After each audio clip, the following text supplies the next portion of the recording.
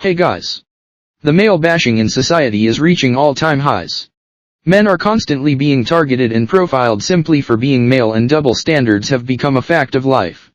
Think about this. Imagine a scenario where a woman is sitting on a bench in a park where kids are playing, and then imagine if it were a man instead. Which one of them would be viewed as if they were doing something creepy and shouldn't be there? Obviously, people would assume it is strange for the man to just be sitting there with children around. These are the types of double standards I am talking about, and the video brings up a few more good ones. Anyways, thanks for watching and enjoy the rest of the video. Well, now there are millions of parents and grandparents in this country who may be reluctant to show their children affection in public for fear they'll be labelled a dirty old man. Some of these innocent men have been questioned, even detained by police while going about their parental duties. As James Thomas reports, it highlights a growing trend where all men are considered potential predators. A lady takes photos by the kids' pool. No one bats an eyelid. She's harmless. But what happens when a man does the same thing? We had a report that someone fitting your description was taking photos of kids up here. It's this whole thing that men are guilty until they're proven innocent, and that's really wrong. An airline passenger is asked to move from children on a plane. He's done nothing wrong, except he's a man. And I said to her, isn't that discrimination? On planes, in classrooms, by pools, men are being typecast in a role no one wants to be known for.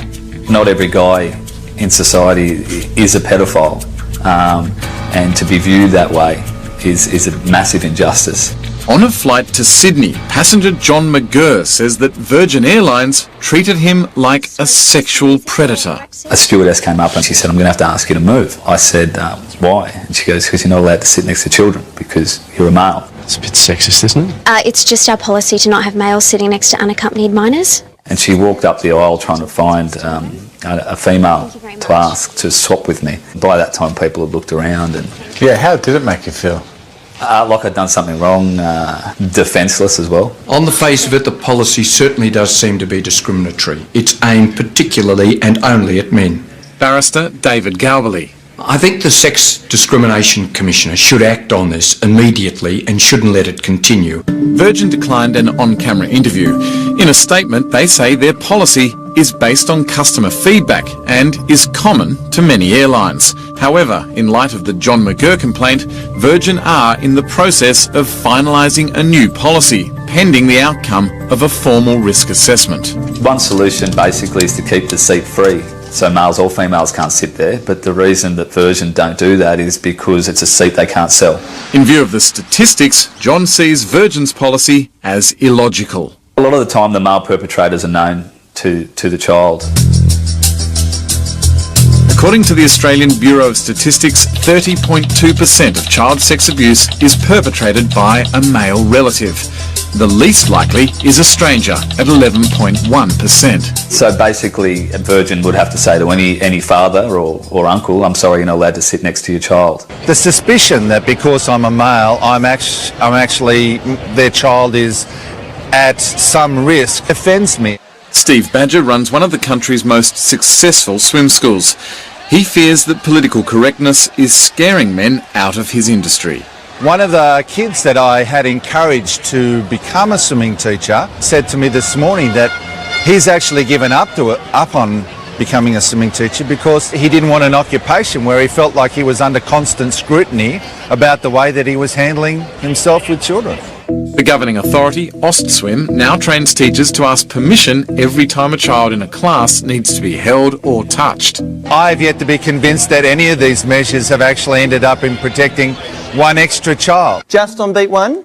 And in the classroom, male teachers are becoming an endangered species. There's nothing more important than educating the next generation, and we should have our brightest and best, both men and women, doing that work.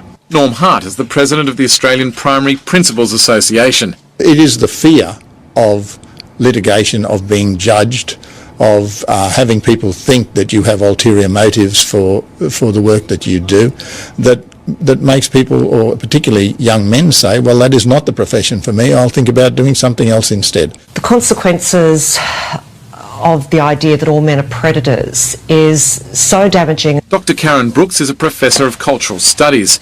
She believes that society risks alienating men on a wide scale. Gender discrimination against men in our society does exist, and we see it in multiple forms. Now, back to those actors we hired to take photos by the children's pool at the beach. The woman loitered for close to half an hour without any interruption. It was a different story with our male actor. First, a protest from a beachgoer. Hey, stop! And then some polite questions. So you wouldn't have any problem me checking your shots out? No, not at all. Of course, there were no photos because it was all a stunt to make a point. What a terrible thing to do to our young men, you know, to do to our brothers, our nephews, our husbands, our lovers, you know, dreadful. Let's stop it.